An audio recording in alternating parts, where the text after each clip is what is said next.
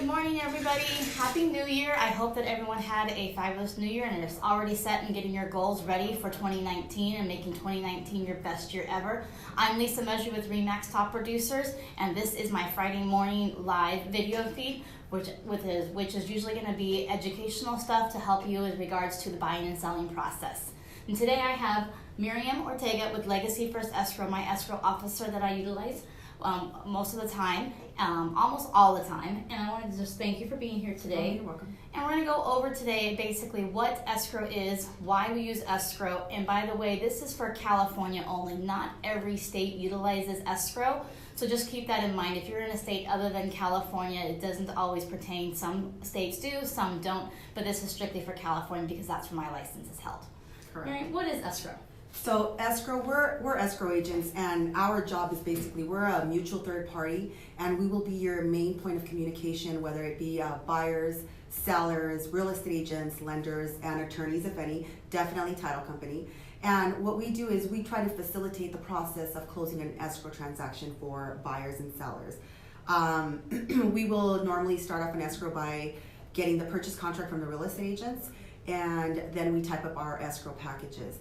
Now, our escrow packages are escrow instructions that will just mimic the contract. We don't actually send out a contract because the escrow instructions are our contract. In doing so, we collect all funds from buyer, from opening the escrow and getting the earnest money deposit to closing funds when we're ready to close. So we speak to everybody, we deal with title companies, we try to ensure that the sellers' liens, judgments, any open taxes, everything gets paid through escrow. And in doing so, then the buyer now gets a free and clear property with only their new deed of trust that's been recorded when they close escrow. So we kind of make it easy for all parties involved, real estate agents. If we have to do amendments to correct buyer's vesting, financing amendments, we do get addendums for those, and we go ahead and go based on those contracts that we get from them. So keep in mind, the reason why escrow is a third-party mutual person is because you as a buyer have a relationship to your real estate agent or your realtor, and that agent has a due diligence for you as the buyer. Conversely, if you're the seller, you also have a relationship with your realtor, and it may be the same and it has dual agency in California because we do offer that. But if they're two separate, then you have two separate communications happening and two different negotiations. So those relationships have certain ethics and things that you must do as a realtor to be able to keep our clients' interest as number one. So because you may have two difference, because the buyers are different than the sellers, that's why we have a third-party escrow, because they're not having a contractual relationship with either party. And that way then they can negotiate, not negotiate, but take care of all the contractual stuff that the negotiations have happened between the agents and the buyers. Keep in mind that buyers and sellers and agents, you guys are going to be the ones that are always doing the negotiating. So if you're a buyer and seller, you're going to talk to your agent to have the negotiations done. Once those negotiations are completed, so say for example something happened and we wanted to give a credit during the escrow process because of repairs. The buyers have done their inspection and now they're asking for $5,000 in repair credit.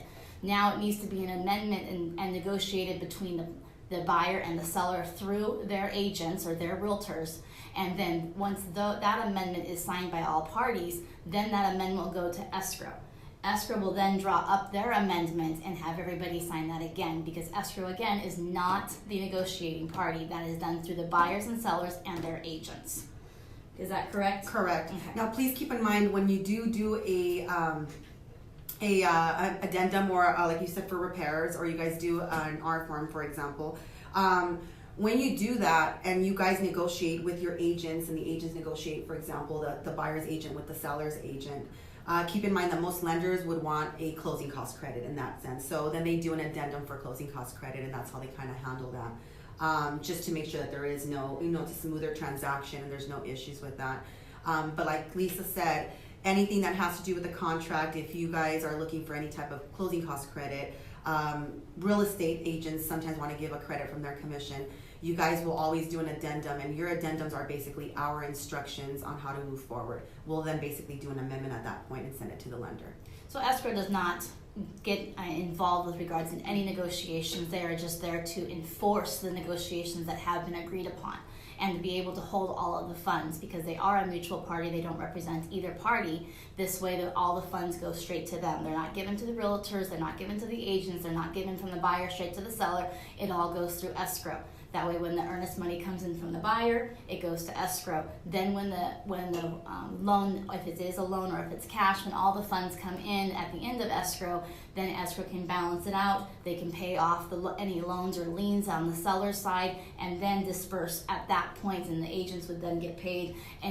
Any contractors would get paid through that, or any directions that you had told the escrow officer to pay, any invoices like for property ID or your natural hazards or the home warranty. Those are all things that are going to be paid out of escrow before it's dispersed.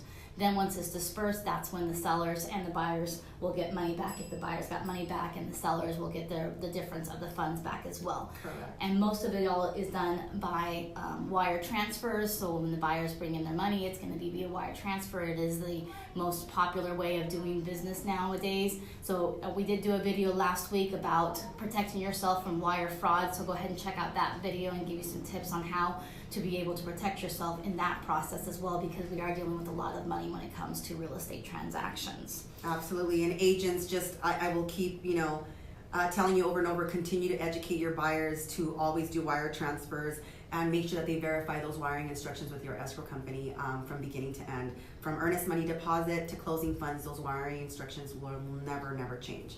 So if you send them to Bank of America at the beginning of the escrow transaction, it shouldn't be sent to Chase Bank at the end of the transaction. It will always be to the same bank. So wonderful. Well, thank you very much for joining me today, Miriam. If anyone has any questions or they would like to utilize your services as escrow, how can they contact you? So you guys can go ahead and call me at 909-465-4696 at Legacy First Escrow, or they can email me at Miriam at legacyfirstscrow.com, and that's MIRIAM at legacyfirstscrow.com. And if you're looking to buy or sell a house, or even find a rental property, I'm your person to contact. My name is Lisa Mesri with RE/MAX Top Producers. Go ahead and give me a call directly, or send me a text message at 909-583-7844. I'm happy to talk with you guys. I'll see you guys soon. Bye. Bye.